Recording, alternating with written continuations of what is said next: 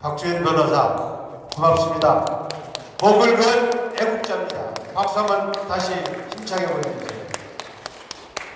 어떻게 할까요? 두 번째 주제는 잠깐 쉬었다 할까요? 아니면 계속해서 할까요? 네. 그러면 두 번째 주제 발표를 듣도록 하겠습니다. 인 대표님 나와주시죠.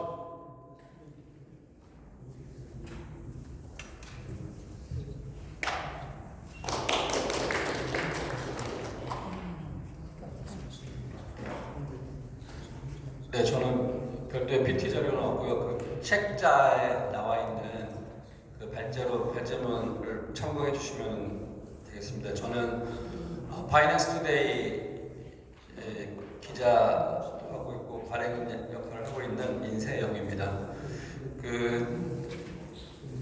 저희가 이제 부정선거 의혹에 대해서 국내 언론 중에서 이제 아마 가장 처음 보도한 언론사 중에 하나일 텐데, 저희가 이제 2020년 4월 4.15 총선 그거 끝나자마자 저희한테 이제 제보들이 많이 들어왔었어요. 그래서 제가 여기 나온 이유는 뭐 앞에 박주현 변호사님께서도 각종 이제 그 부정선거 증거 뭐 그런 이제 투표지 관련된 거, 전산 시스템 뭐 이런 총망라에서 이제 많이 보여주셨기 때문에 저는 그러면은 언론이나 미디어가 주제인데요. 왜 보도를 하지 않고 어떤 식으로 이런 부정선거를 감춰왔느냐, 그리고 그러면은 언론의 구조가 어떻기 때문에 이런 부정선거를 막아왔느냐, 그런 차원으로 좀 간단하게 설명드리겠습니다. 파이낸스 투데이는 많이 여기저기서 인용됐기 때문에 이제 저희가 이제 구체적인 부정선거 의혹을 이제 다시 말씀드리는 건 뭐 시간 낭비인 것 같고, 그래서 일단은 부정선거를 대하는 대한민국 미디어, 일단 결론부터 말씀드리면요, 그 부정선거 진상규명을 막는 언론의 4대 전략이 있다고 생각합니다. 그러니까 네 가지 방법으로 해서 어떻게든 부정선거가 이슈화되는 것을 막고 있어요. 그러니까 왜 막는지는 이제 이따 설명을 드릴 건데, 막는 방법으로 일단 첫 번째는 사실을 왜곡해버리는 거죠. 그래서 앞에 여러 가지 증거, 무슨 가짜 투표지도 있고, 그 봉인지가 훼손됐는데 봉인지 자기가 사인하지 않았는 봉인지가 또 버젓이 붙어있는데 그게 제보가 들어왔는데도 선관위에서는 동일 인물이라고 막 하고 주장하는 그런 것들을 그냥 뻔한 증거가 있는데도 이거 부정선거 아니라고 그냥 사실을 왜곡해서 주장하는 그런 보도의 형태가 하나가 있고요. 두 번째는 이제 메신저를 공격하는 방법이 또 있더라고요. 그래서 그 민경욱 전 의원이나 우리 이제 변호사님들, 그리고 뭐 저 같은 사람들 이렇게 해서 부정선거를 의혹을 주장하고 부정선거 의혹이 있으니까 좀 밝혀달라 이렇게 말하는 그런 애국자분들을 이제 미치광이 취급하거나 그냥 음모론자 취급을 하는 거죠. 그런 식으로 몰아가는 기사의 형태가 있어요. 그래서 그러면 이제 그 사람들이 음모론에 빠져서 요즘 세상에 부정선거가 어딨냐 이런 식으로 몰아가는, 그게 이제 두 번째 얘네들 전략이었어요. 그리고 세 번째는 한술 더 떠서 음모론자들이 좋다 그러면은 자기네들이 팩트 체크를 한다고 하는 게 이제 세 번째 방법이에요. 그러니까 이제 우리가 팩트 체크를 해보니까 이거 가짜서 부정선거 아니더라, 아니니까 니네 입 다물고 조용히 해라, 이런 식으로 세 번째 방법이 제일 악랄하고 교묘한 이제 수법인데, 그리고 더 악질적인 행태는 아예 보도를 안 하는 행태가 있습니다. 이제 예전에 그 5,000명, 10,000명 이렇게 그 블랙 시위도 하고 뭐 매주 토요일 날마다 모여서 민경욱 전 의원, 황교안 전 총리님 이렇게 해서 우리 부정선거 의혹을 주장하는 ROTC 출신 그 어르신들, 애국시민 단체들 모아서 계속 시위를 했는데도 단 한 줄도 보도를 하지 않았었죠. 겨울부터 여름까지. 그러니까 그런 식으로 아예 심지어 KBS에서는 이제 취재를 나왔으면서도 그날 보도를, 그러니까 이거 취재하느냐 당신애들 9시 뉴스에 이제 보도할 거라고 했는데 안 하더라고요. 그래서 이제 그렇게 해서 이제 네 가지, 그러니까 사실 왜곡, 음모론자 취급, 그다음에 가짜 팩트 체크, 그다음에 무보도, 이렇게 이제 네 가지 방식으로 사람들을 계속 이렇게 한 2, 3년 부정선거 세력이, 의혹 세력이 이제 막 진실을 밝혀달라고 했음에도 불구하고 이제 안 하는 그런 방식들이 있는데요. 그러면은 얘네들이 부정선거를 왜 부정하냐, 그걸 좀 생각을 해봤습니다. 그러면은 이제 결국에는 몇 가지로 이제 간추릴 수 있는데요. 그래서 이제 그 언론사의 그 형태를 한번 설명을 잠깐 드리면, 일단은 공영방송이 있습니다. 공영방송은 KBS, MBC, YTN, EBS 뭐 이 정도 이제 방송 채널을 가지고 이제 나라에서 인정해서 이제 하는 이제 공영방송, 국민의 세금으로 이제 운영하는 그 공영방송들이 현재 부정선거 보도를 왜 안 하느냐, 얘들을 딱 보니까 여러 가지 이유가 있겠습니다만은 일단은 언론노조 출신이 다 장악을 하고 있어요. 근데 언론노조 출신들 이제 예전에 뭐 자기네들은 방송장악 안 했다고 주장하지만 이제 방송장악을 하고 있기 때문에 부정선거가 공론화돼서 드러나면 어쨌든 자기네들이 부정선거에 관여를 했는지 안 했는지 드러난 건 없지만 아직까지. 근데 어쨌든 민노총 산하 언론노조가 방송 그 요직에 있어서 이 부정선거를 보도되는 것들을 철저하게 이제 막고 있는 거 아닌가. 그래서 이제 그런 이해관계가 있는 거죠. 그 이제 민노총이나 뭐 주사파 이쪽 계열이든지 아니면은 뭐 중국 세력도 있을 수도 있고. 그런데 어찌됐든 그 방송, 공영방송이면 이런 의혹이 있으면 당연히 보도를 해주거나 아니면 이런 의혹, 사람들이 이렇게 의심을 한다라는 뭐 현상에 대해서는 팩트를 그냥 보도하면 되는데 굳이 음모론자라고 취급하면서 이제 무시하고 심지어는 이제 가짜 팩트 체크까지 동원을 하더라고요. 그래서 이거는 이제 방송사 안에 어떤 구조적인 문제가 있을 거고요. 그 다음에 원래 태생이 이 부정선거 이제 4.15 총선을 하면 안 되는 그 좌편향 방송사들이 이제 있어요. 이제 CBS, JTBC 뭐 이런 류에서도 이제 공영방송은 아니지만 어쨌든 좌편향 방송사기 때문에 이런 이제 부정선거 보도를 안 했고요. 물론 이 지금 말씀드린 방송국들이 언론노조에 장악당하기 전에 옛날에 그 과거 이 대선 그 전 선거들은 이제 김어준이 원의해서 이제 그런 방송들을 이제 많이 했었는데 자기 이제 정권, 자기 편을 들어주는 정권에 조금이라도 이해관계가 손해가 되는 그런 것들을 안 하려고 일단 하는 거고요. 그 다음에 조중동도 역시 보도를 안 했죠. 조중동은 뭐 지금 여기서 밝혀드릴 수 있는 부분은 일단은 종편 TV를 갖고 있기 때문에 이제 종편 TV 중에 뭐 TV조선이니 뭐 채널 A니 뭐 이렇게 있잖아요. 얘네들은 문재인 정권인데 재승인을 받아야 되기 때문에 이제 정권의 눈치를 보느라고 안 하는 경우가 있었고요. 그리고 솔직히 조선일보나 뭐 동아일보 이런 쪽에서 안 했어요. 근데 이제 이번에 국정원이 해킹 의혹이 많다. 그래서 이제 다 이렇게 까발렸으니까 그제서야 뭐 TV조선 뭐 유튜브 보니까 이제 신동훈 뭐 거기 채널 있잖아요. 두 명이 하는 거. 거기에서 그제서야 이제 자기네들은 부정선거를 안 달았다고 솔직히 얘기하더라고요. 그래서 왜 안 달았냐고 했더니 왜냐면 이제 자기네들 증거가 있어야 되는데 증거가 없었는데 지금 이렇게 국정원에서 이렇게 얘기가 나왔기 때문에 이제서야 이제 밝힌다. 그나마 그 전 선거는 로그인 기록이 다 삭제된 뭐 그게 없기 때문에 그 전 기록은 모르지만 이제 증거 이런 지금 이제 와서 이제 밝힌다. 그래서 조금 미안한 듯한 표정을 짓긴 하는데 어쨌든 얘네들은 알면서 이제 밝히지 않았던 거죠. 그리고 그 외에 또 통신사가 있습니다. 통신사는 뭐냐면 연합뉴스, 뉴시스, 뉴스원 여기 세 가지가 우리나라 주로 통신사인데 얘네들도 아주 나쁜 게 자기네들이 기사를 쓰면 이 통신사는 언론사랑 조금 달라져요. 통신사는 기사를 다른 언론사한테 이제 돈을 받고 제공해주는 뭐 그런 역할을 하는데, 예를 들면 부정선거에 관련해서 이제 민경우 전 의원이 뭐라고 얘기했는데, 투표지를 이렇게 손에 들으면서 공익제보자가 와서 이제 그렇게 했던 적이 있었잖아요, 국회에서. 그거를 연합뉴스에서 다루면 이제 이상한 논조를, 예를 들어 뭐 공익제보자도 아닌데 선관위에 따르면 이거는 뭐 투표지 뭐 탈취를 한 거다, 뭐 투표지를 훔쳐서 민경욱 전 의원이 이렇게 한 거다, 이런 식으로 이제 몰아가면 그 보도를 다른 언론사에서, 거의 수백 개 언론사에서 그대로 베껴 쓰는 그런 역할을 하는 게 이제 연합뉴스, 뉴시스, 뉴스원입니다.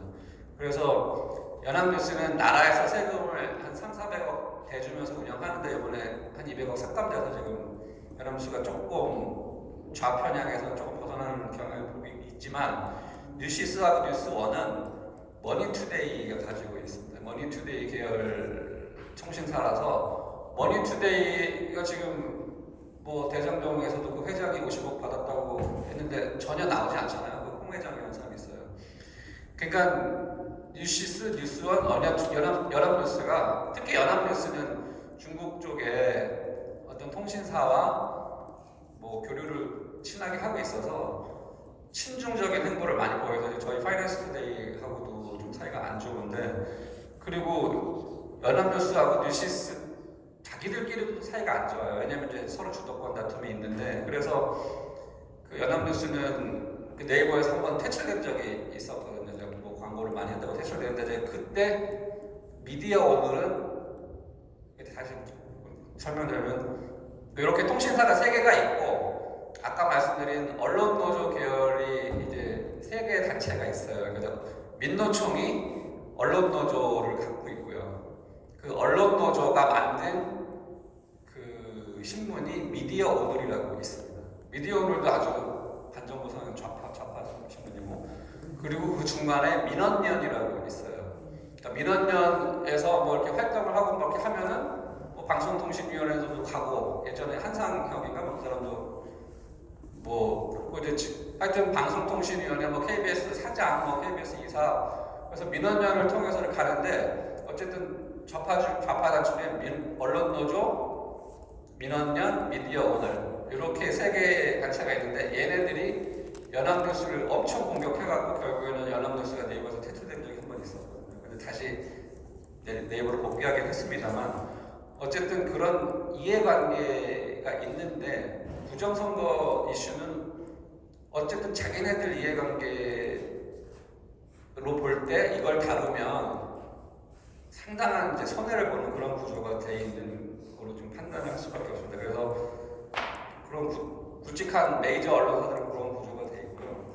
그 밑에 이제 우리나라 언론 생태계가 네이버로 모든 기사를 검색하고 하기 때문에 네이버에 콘텐츠 제휴가 있습니다. 네이버에 그냥 기사 검색 제휴하고 네이버 안에서 볼 수 있는 컨텐츠 제휴가 있는데, 그 네이버 컨텐츠 제휴를 해놓고 있는 언론사들 제가 거기다가 정리를 해놨는데, 거기에 보시면은 우리나라 언론을 좌지우지하는 언론사들은 대부분 이 네이버 컨텐츠 제휴를 하고 있는 요 언론사들이 있습니다. 이런 애들이 부정선거 이슈가 아무리 세게 나오고 증거가 나오고 법원에서 심지어 110개, 120개 선거구에서 부정선거 뭐 소송이 진행됐음에도 불구하고 그걸 전혀 다루지 않는 거는 진짜 이상한데, 얘네들이 이제 카르텔을 형성한 거죠. 쟤들끼리 이제 무언의 카르텔을 형성한 건데, 그래서 어쨌든 좌파는 좌파 언론사, 걔네 남들의 이유가 있고, 우파는 우파대로 이유가 있는데, 저는 조선일보, 중앙일보 특히 홍석현이라는 사람이 JTBC랑 중앙일보 2개를 갖고 놀고 있잖아요. 그런데 JTBC는 지금 적자가 너무 쌓여가지고 이제 보도국을 이제 폐쇄한다는 그런 얘기가 있고, 뭐 200명 정도 이제 그냥 명예퇴직 시켜서 보도국을 조금 축소해서 결국엔 중앙일보가 현재 유료화 과정을 거치면서 뭐 다른 패러다임을 형성하려고 하는 것 같은데, 어쨌든 자기네들이 이 나라를 좌지우지하고 있다고 그런 생각을 갖고 있는 있다고 밖에 볼 수 없는 게 이제 대통령이나 뭐 정부 여당을 자기네들이 세웠다 아니면 자기네 마음대로 뭐 어떤 정부든 좌든 우든 자기네들은 어쨌든 보수파라고 자처는 하지만 좌파가 올라오면 그 나름대로 또 돈벌이가 되고 우파가 올라와도 또 나름대로 그래서 이거를 자기네들이 적절하게 분배해서 가지고 놀려는 그런 아주 괘씸한 많이 되겠다는 생각을 저는 3, 4년 동안 계속 그런 쪽으로 생각해요. 이준석 같은 경우만 봐도 솔직히 말하면 이제 이준석을 왜 퇴출 안 시키냐. 이준석을 당대표로 만들어준 게 조선일보, 중앙일보, 동아일보 여기서 무슨 청년 정치니 뭐니 해서 이제 일단 꽂아놓고 자기네들이 갖고 노는 거죠. 이건 이제는 다 써먹었으니까 이제 뭐 이상한 걸로 해서 조금 계속 나쁜 거 기사가 계속 나가고 그러면 이제 이준석도 이용 거의 다 많이 당해서 그러니까 그런 식으로 어쨌든 부정선거 이슈를 다루지 않는 이유들이 있는데 그러면은 이제 시간이 지났기 때문에 제가 여기 어떤 부정선거를 다루고 부정선거에 대해서 음모론이라고 하고 가짜 팩트 체크를 하는 그런 스타일별로 해서 제가 7개 기사를 좀 발췌를 했었는데 어쨌든 뭐 여러 기사까지 나중에 한번 읽어보시면 감사하겠고요. 그 주로 뭐냐면은 팩트 체크를 한다는 미명하에 결국에는 자기네들이 팩트 체크했는데 선관위 얘기를 쫙 늘어놓고 선관위에서 이렇게 얘기했으니까 이거는 부정선거를 주장하는 거는 가짜냐 부정선거는 음모 이렇게 이제 좋은 말로 해서 팩트 체크를 하는데 다행인 거는 현 정부에서 들어와서 이제 가짜 뉴스 원 스트라이크 아웃제 뭐 이런 게 나왔잖아요. 그도 나왔고 그다음에 이 팩트 체크를 엄청난 예산으로 지원을 해줬었어요. 네이버도 지금 서울대 SNU 뭐 팩트체크 뭐 그 연구소가 있다고 그러는데 거기에다가 예산을 몇십억 지원해준 것도 끊었고 그리고 그 팩트체크는 사실은 로이터나 저쪽 AP 뉴스 뭐 그러니까 외국 글로벌 통신사에서 처음에 팩트체크라는 단어를 썼거든요. 그러니까 자기네들이 유리한 쪽으로 그냥 그러니까 사람들 그냥 믿어주니까 대충 자기네들 유리한 전문가 몇 명 세워가지고 요거는 진실, 요건 거짓 이런 식으로 언론사들 이제 건의 올려주려고 이제 팩트 체크를 만든 건데 그거를 그대로 우리나라에 YTN하고 KBS가 제일 먼저 가져와서 팩트 체크라는 컨셉을 이제 심어 놓은 거거든요. 근데 그거를 가지고 마치 이제 언론사에서 팩트 체크를 하면 이게 모두 다 지금 진짜라고 믿으니까 저렇게 한 건데 사실 알고 보면 그 팩트 체크도 다 가짜다. 그래서 저희는 이제 YTN하고 KBS한테 이 팩트 체크 왜 여기에 나온 전문가들이 진짜 전문가 맞냐 그리고 공정하게 팩트 체크를 해야지 왜 이런 식으로 하냐 물어보니까 이제 그러면 니네도 팩트 체크 하면 될 거 아니야 저희한테 그러더라고요. 그러니까 이 팩트 체크도 결국에는 현 정부에서 사실은 이 팩트 체크에 대한 이 단어 자체도 너무나 선동적이고 현혹적이니까 이것도 이제 조금 우리가 계속 항의를 해야 될 사안이고요. 그래서 결론적으로 그래서 이제 지금 언론사들이 이렇게 쭉 구조적으로 있는데 그러면 이제 이 부정선거를 반드시 이제 분명히 강서구청장 선거에서 누가 보더라도 사전 투표하고 당일 투표 그러니까 당일 투표는 박빙인데 사전 투표는 2배 차이가 나는 게 말이 안 돼. 누가 봐도 이건 이상한 건데 그러면 이게 내년 총선에서도 그대로 또 발생하지 않으라는 법이 없잖아요. 그러니까 그렇다면 이제 아까 이제 박정 변호사님 말씀도 있었지만 이거를 지금 현재 법을 바꾸기에는 시간이 없고 결국에는 이제 사전 투표를 하지 말아라 하기에도 좀 그래요. 왜냐면 얘네들이 또 논리가 뭐냐면 니네들이 사전 투표 하지 말라고 해서 우리가 민주당이 많이 나와서 이긴 거 아니냐 이렇게 얘기할 수 있거든요. 근데 그게 조금 딜레마긴 한데 어쨌든 사전 투표를 물리적으로 못하게 하는 게 이제 제일 좋은 방법이긴 한데 그게 조금 불가능하다면 개표라도 수개표를 하던가 아니면 사전 투표에 들어가는 사람 숫자를 모든 지역구에서 이제 합법적으로 셀 수 있게 그러니까 새벽부터 이제 누군가가 그 사전 투표를 하는 사람 숫자라도 셀 수 있게 뭐 그런 식으로라도 하고 그래서 제가 아는 어떤 유튜버 한 분은 저번 선거에 자기가 이제 사전투표 이제 그 손을 누르면 삐삐 소리 나는 그런 거를 투표 통에다 넣었었대요. 10개 요청이 이제 사람들 시켜고 저도 많은 사람들 저는 못했는데 그 삐삐 소리 나는 그거를 이제 투표함에다 이제 투표하면서 넣었어요. 그러면 그 투표함이 이동하면서 어디에 갔나 이제 핸드폰으로 다 추적이 가능하다는 거예요. 그래서 추적을 해보니 선관위에 가 있더라. 그리고 나서 그러면 그 투표함이 이제 개표 장소에 와야 되잖아요. 그러면 개표함에서 눌렀더니 소리가 안 나더라. 그럼 결국엔 그 투표함이 그 개표 장소에 없었다는 얘기가 된다는 얘기죠. 그리고 두 번째는 선관위에서 자기한테 그러면은 요거 이제 고소를 하든 뭐든 해야 되는데 아무런 항의조차 없더라. 그러니까 결국에는 그 투표함 전체가 어디로 가버리고 선관위, 그러니까 개표장에 나온 그 투표함, 사전 투표함은 딴 투표함인 확률이 더 높다. 뭐 그런 얘기가 있었죠. 그러니까 그만큼 뭐 이제 증거를 대자면은 한도 끝도 없는데, 그래서 그 결론적으로 그러면 이제 이런 친북의 카르텔을 형성하고 있는 이제 이 언론사들한테 기대할 거는 저희가 별로 없는 것 같아요. 그러니까 얘네들은 옛날부터 이렇게 계속 이제 자기 이해관계에 따라서 하고 있는 이제 그런 집단이라서, 그렇다면 이제 어쨌든 미디어에서 알리고 지금 유튜버 분들도 많이 나와 계시지만 이제 뉴미디어도 많이 나왔고, 그런데 이제 사실은 대형 미디어가 지금 출범을 해야 될 시기인 것 같습니다. 이제 그리고 저축 하시는 뭐 정광훈 목사님의 자유일보도 있고 뭐 다른 메이저급 이제 유튜버들도 좀 많고 한데, 이제 또 주의할 점이 뭐냐면 내가 우파다, 뭐 내가 이제 부정선거 밝히겠다, 이 언론사는 부정선거를 밝히기 위해서 탄생했다, 뭐 정의로운 언론사다, 이렇게 노골적으로 대놓고 하면 또 그렇게 프레임이 짜져가지고 이 언론사는 맨날 부정선거 얘기만 하고, 저희 언론사가 지금 사실은 조금 맨날 이 언론사 맨날 하는 얘기 부정선거 얘기만 하고 뭐 무슨 음모론만 얘기하고 그런 얘기 들으면 안 되니까, 만약에 어떤 분이 이제 진짜 뭐 약간 뭐 엄청난 능력이 있고 그러신 분이 또 그 생각이 있으신 분이 있다면, 지금 좋은 마인드 갖고 있는 언론사들도 있고, 그리고 나서 하니까 이런 유튜버라는 게 다 아우를 수 있는 그런 거를 하나 만들 때 대신 이제 치밀하게 잘 계산을 해서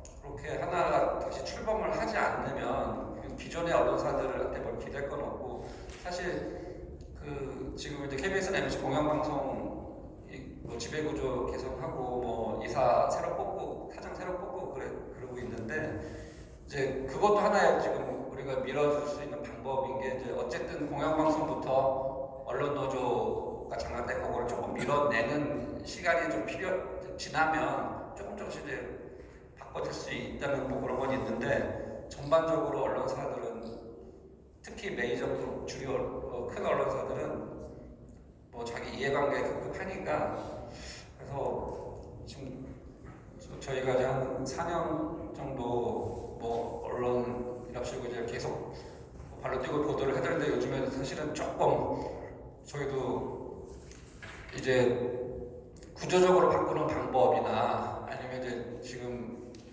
그 너무 눈물겨운 이제 활동을 많이 하시는 애국자분들이 있는데, 이분들이 결국에는 결과를 낼 수 있게 부정선거를 좀 진상규명을 할 수 있게 하려면 어떤 식으로 해야 되나, 그러면 결국에는 정치인들을 압력을 주는 방법이 있고요. 그 다음에 언론사들한테 이렇게 뭐 보도하라고 해도 안 하니까 어쨌든 국정원이나 이런 데서 빵빵 터트려주면 대체는 보도 안 할 수 없잖아요. 이런 식의 방법. 그 다음에 뭐 거대 미디어 언론사를 진짜 뭐 17일반으로 모아서 차리던지, 아니면은 뭐 누군가 뭐 기업의 후원을 받던지, 뭐 그런 분들이 이제 생각을 전향적으로 바꿔서 그냥 이제 치밀하게 하나를 만들던지 그렇게 하는 방법이 있다고 생각합니다. 그리고 그래서 이제 뭐 결론은 부정선거를 대한 미디어 이제 답이 없다는 결론을 냈고요. 그래서 그 미디어의 그 언론 기존 언론에 뭐 의존하기보다는 어쨌든 새로운 탈출구를 모색을 하는 게 좋을 것 같습니다. 그리고 그다음에 뭐 대충 이 정도고요. 또 이따 토론 시간에 또뭐 궁금하신 점 있으면 뭐 질문해 주시면 성심성의껏 답변해 드리겠습니다. 감사합니다.